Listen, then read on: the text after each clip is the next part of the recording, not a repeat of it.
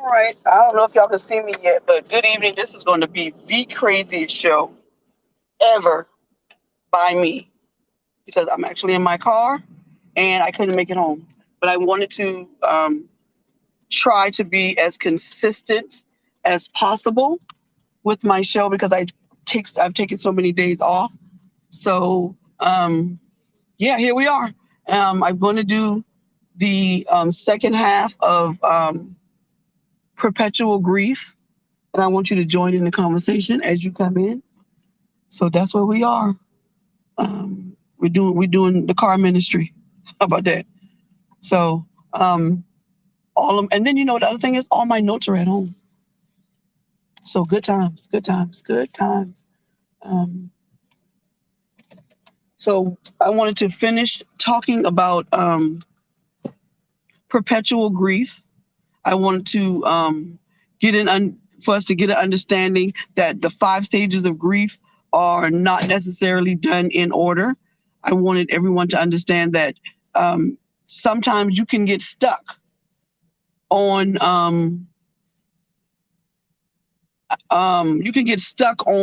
one particular stage, and it's okay. You don't have to go through each stage and ace it. That you don't have to.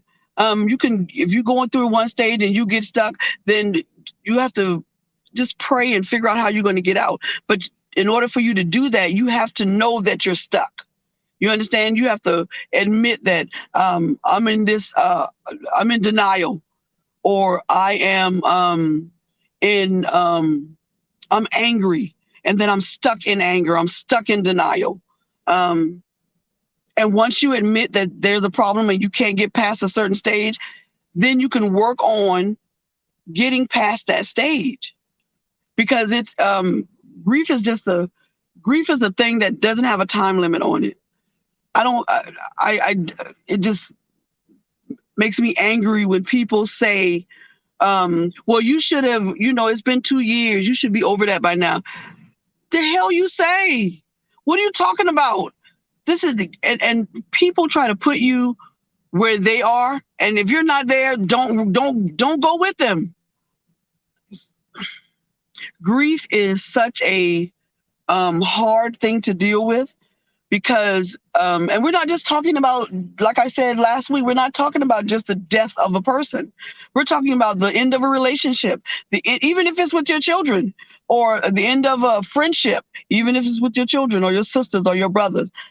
We mourn those things. We may not admit it because we enjoy doing TikTok videos talking about my circle is small and it's just me and we enjoy those, but that's fine. But we do the loss of anything. I know that a few years ago when I got my CDL and I realized I couldn't take my 2 pit bulls with me because pit bulls were not allowed in certain states on trucks. I thought that it was like losing, I don't know. I don't have any children, but it felt like I had lost a part of myself. And they were just dogs, but I treated them like my children. And I mourned that. I grieved that. And I did it for a long time.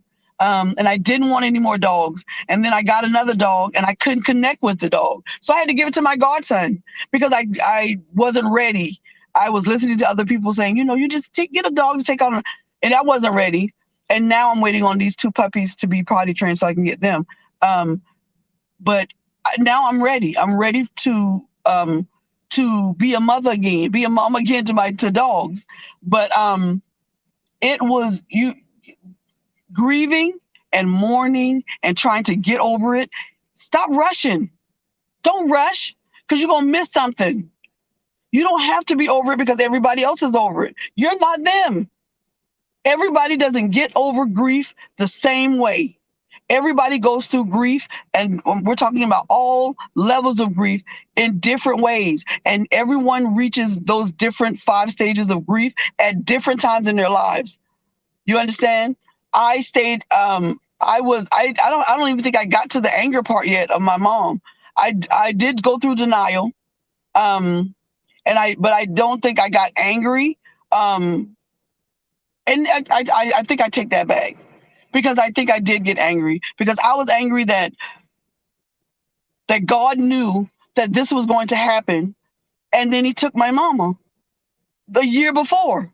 And I'm like, why would you do that? Why would you? And those are the questions. People say you shouldn't question God, but if you don't ask the person who could answer the question, then how you gonna know, bruh? Anyway, that's a whole nother topic. So I do think I went through denial and I went through anger, and I wish I had my notes because I don't. But I went through those two stages. I still haven't got to the acceptance stage yet. And I went through the bargaining stage way before my mom died. I bargained with God way before she died. And so I went through the bargaining stage where I thought, if I do this, he'll do this. And you should know it doesn't work, but we do it anyway, because we feel like that's our only leverage. That's the only thing that we got going for us. And so if you get stuck in a stage of grief, don't worry, because other people get stuck. Other people get, that's why it's very important that when you're talking about the process of whatever you're going through, that you give people the real process. Don't make it so that they think that the goals that they want to reach are unattainable because they're not as they didn't skip through the tulips like you did. And so I grieved my marriage for 8 years. I grieved. And I was in denial literally for 8 years. I denied it. I didn't get angry. I didn't do anything. I just denied it. I just said, okay, he's coming back. And for 8 years, I did nothing but groom myself in order for him to come back. I lost weight. I went to school. I changed how I look. I did all of this stuff for 8 years, waiting on this man to come back. Really, I groomed myself for him to come back, because I was in the stage of denial that he actually left me. And I didn't get angry until much later. And I didn't go through, and the acceptance of it didn't come until 8 years later. And that is what I'm talking about, getting stuck in one of your stages of grief and trying to manipulate your circumstances so that you won't have to go through any of the stages. It's very dangerous. And it was dangerous for me because I lived in a fantasy la land all that time. And I let him come back and forth and back and forth and back and forth, using me and making me think that he was coming back. And it just wasn't a good place. It wasn't a good look for me. And not until 8 years after did I realize this booger is not coming back. Not until I found out that he was engaged to another woman and we were still married. And one day I'll tell that story, but it won't be today. I cannot even. Today has been such a rough day. I can't do another sad song. As Neo said, I can't do another sad love song. And so it's just been crazy nuts. And you have to go through the way you're going to go through, how you're going to go through. You can't do what everybody else did. You can't go the way everybody else goes. You're not going to move and get over stuff the same way that everybody else does. It just doesn't work that way. I wish it did. I wish that I could grieve my mom the way that she deserves to be grieved, to be honored in that grief. But I can't, because if I concentrate on her death, it reminds me of my mortality. It reminds me of me, and I start planning the way she started planning. You feel me? Like I start planning my funeral and planning and wondering who's going to show up, and I can't do it. And so I cry when I feel like crying, and then I let it go and I continue on to encourage myself, to get myself to a place where I am okay with my circumstances. Like Paul said, I'm learning to be content in the state that I'm in. It's not easy. This is very hard, but it's life. And one thing I won't tell somebody is, well, you ain't the first, and I hate when people tell me that. I don't care about being the first, in the middle, or last. I just don't want to be in the number of any of this. And so Perpetual grief is grief that we hold on to just over and over and over and over again. And then we try to get into another relationship and we haven't grieved fully for the last one. And then we try to just say, it's okay, I'm fine. We'll just fake it. And now you faking it and you driving yourself crazy because you really don't like the person. You really can't stand that they done that thing to you. And you just don't want to bring it up because you don't want to end a relationship of 25 or 30 years. But it's dangerous and it's not conducive to having a good state of mind. You feel me? Like it's not good for you. You go through a grieving process for a reason. And if you decide that you want to skip certain steps because you don't want to go through the pain, I promise you it's going to catch up with you. It's going to catch up with you, and it's going to catch up with you at the most inopportune times. I've been having, when I was younger, I had panic attacks a lot. But lately, in the last week, I've had 3. You know why? Hey, Deborah, you know why? Because I was holding on to something that I should have let go of. And because I didn't want to hurt somebody else's feelings, I just didn't talk about it. And because I released a book, I released my book, and it's on sale right now on Amazon. And now I am anxious and very, very nervous about what I wrote. Now, listen, don't get it twisted. I meant every word I wrote in the way I wrote it and how I wrote it.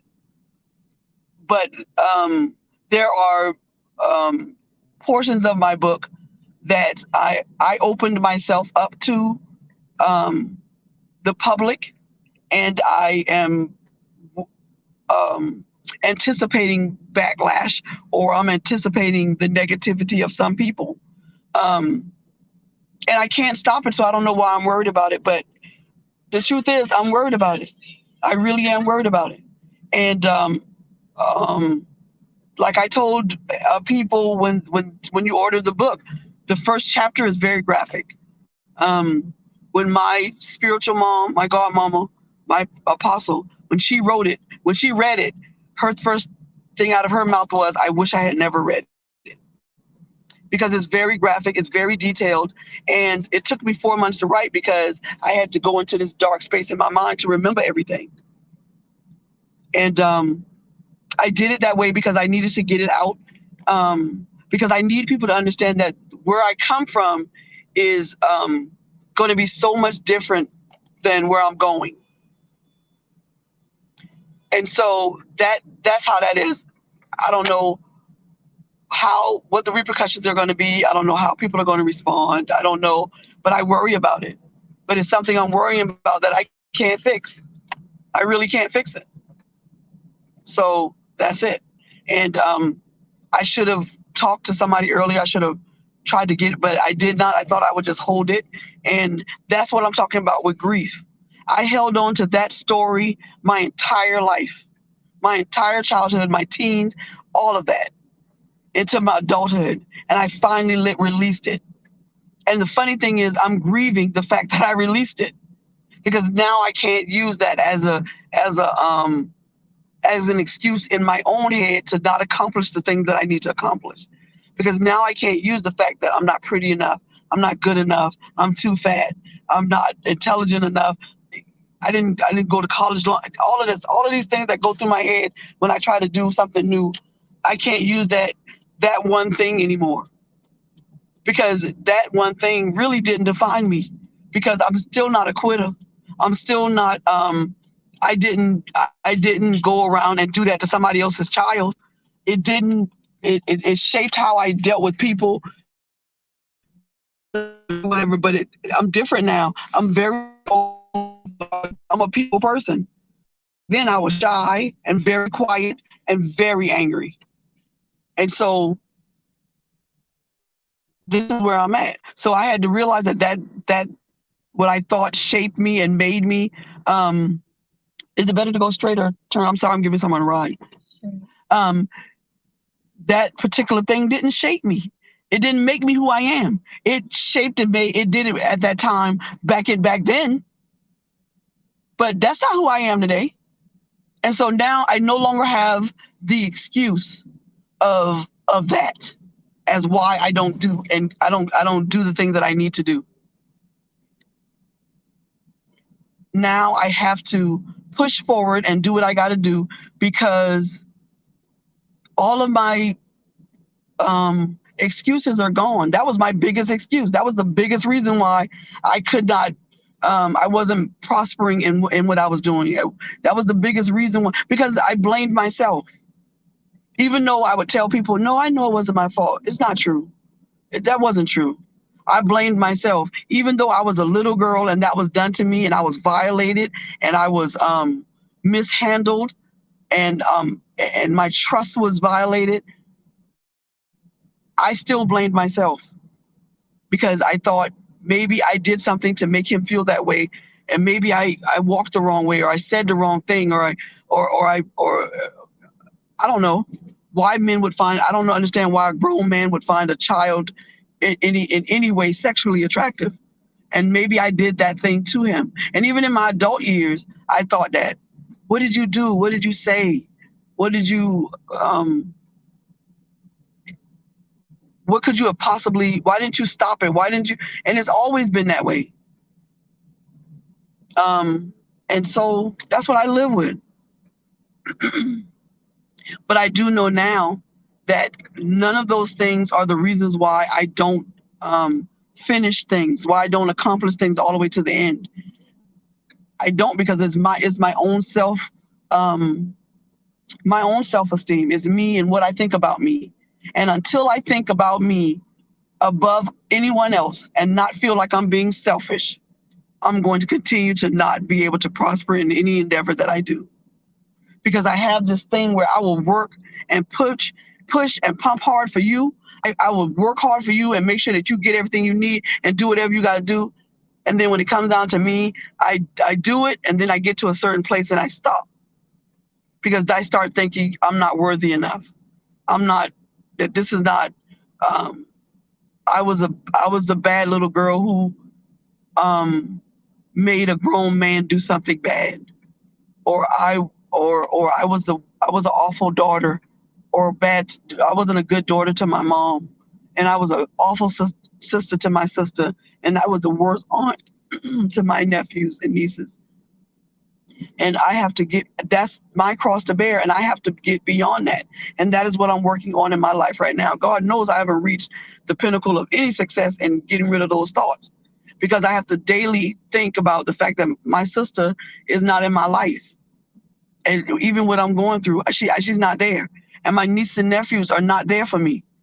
And so it's hard for me to think that I was good to them, or a good aunt, or good whatever, when their absence shows the opposite of that. Do you understand what I'm trying to say? Am I saying that right, Deborah? Their absence seems to validate the fact that I wasn't good to them as an aunt or a sister, or you know what I'm saying? And it's hard. I'm trying to explain it, but that's as close as I can get to it. You know, and so I'm breaking through that. I'm trying to work my mind around that. And if you're having those issues, work your way around it. There's a way around it. I don't know how to get through mine, except to just keep talking about it and keep understanding that I wasn't perfect in the relationship, and neither were they. That's what I need to get across to myself, is I wasn't perfect in the relationship, and neither were they. None of us were perfect. None of us got it all right. But I'm more, I'm harder on myself, because that's just how I've always been. I'm just hard on myself. And that's just what it is. And that's it. And so that's where I am in this grief process, is that I've been in denial, and I've been angry, and I've bargained with God, and I just and that's just that it is just what it is. So that's what we're talking about, perpetual grief. Just grieving, not the same thing over and over again, but in different under a different guise. It just you grieving the same thing over and over again. It just has a different face on it. And I think that's what I'm trying to say about me. I'm grieving the same thing over and over again, and I just keep putting a different name to it. And it's not healthy. I'm going to admit that it's not healthy. It's just not good for you. And one thing I will say is isolating yourself is not helping at all. Putting yourself in isolation is exactly what the enemy wants you to do. It is exactly, and when I say enemy, it could be anybody you want to. I'm talking about the enemy as in the devil and Satan, Beelzebub himself. But I'm talking about evil people too. That's exactly what they want you to do. Isolate yourself so that those thoughts run rampant through your head and without anybody interrupting them. And I realized that that's what was happening to me all last week. I did not close my eyes and sleep for a week. A week of no sleep. And I'm still kind of discombobulated. I'm still all over the place. I still haven't gotten enough rest because you can't catch up on sleep. You miss it, you miss it. So find help, but don't isolate yourself. I don't know what you have to do. Walk around in the mall, walk around, go to church, talk to your spiritual, anything but going in that house and being by yourself. Because that, my friend, is exactly how what the Bible, I think the Bible says, or it's a saying that the idle mind is the devil's workshop. He will play in your head all day. And then let me tell you what he does. And I told this to my apostle the other day, and she was like, wow. He uses the voice of someone that you can find. Let me give you an example. So the other day, about a few weeks ago, she said she wanted to talk to me. And when she said that to me, or somebody tell me that apostle want me or whatever, it feels like I'm going to the principal office. I feel nervous and scared. Then I start backtracking and thinking, okay, what did you do? Who did you say it to? And now figure out how to get an explanation. That's how I am. But when I finally got the nerve to go, I was like, I can't deal with this, man. I need to know what she want to talk about. What she said to me had nothing to do with what had went through my mind. Because what had went through my mind is she's going to make you do something that you don't want to do. I'm not going to say what it is, but she going to want you to do something that you don't want to do. And and then I literally saw her in my head do this thing she does when she asks you a question. She goes, and she went, so you're going to be able to do that, Barbara? Like that.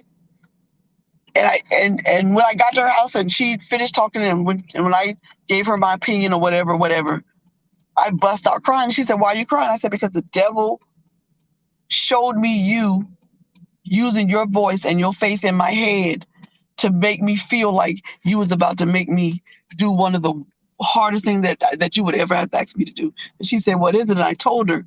And she just looked at me. She said, what? I said, that's what he told me. That's why I kept avoiding coming to see you, but then I couldn't take it no more. And that's how the devil will do. That's how people will do. They'll come to you in that friendly, smooth, everything gonna be all right voice, and all they're doing is pumping your head full of bull crap. Because they know how they've listened to you tell that story, and they listened to you tell that problem so many times. They know now what to say to keep you from getting out of that situation. I said what I said, get you out of this. They don't want to get you out. Some people like you in mud because now you're on level with them. And because you're on level with them, they don't have to look up to you anymore. You down here in the muck with me. You got the same problems I got. And it ain't we got the same problems, let's fix it. Is we got the same problems, now you wallow down here with me. Because I promise you, the saying that misery loves company, honey, it ain't no lie. It loves company. It loves company that relates to feel worse than it than the other person does. And I don't know why we go around thinking about the evil things that we can, but that's just the way it is. And so I think I'm done with this topic. I want to keep repeating myself. I do want you to understand the stages of grief and put that first, look at those 5 stages of grief and put them into a situation that you lost, so that you can see where you are in the stages of grief. And they don't all in order, but it all be different and go at different lengths.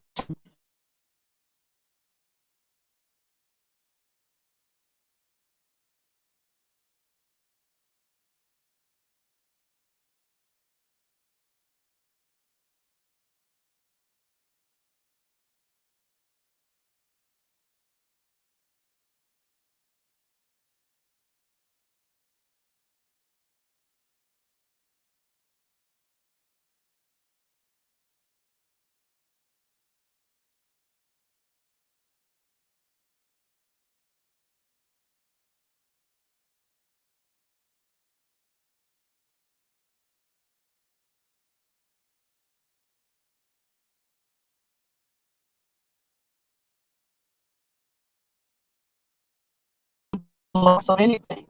It's loss of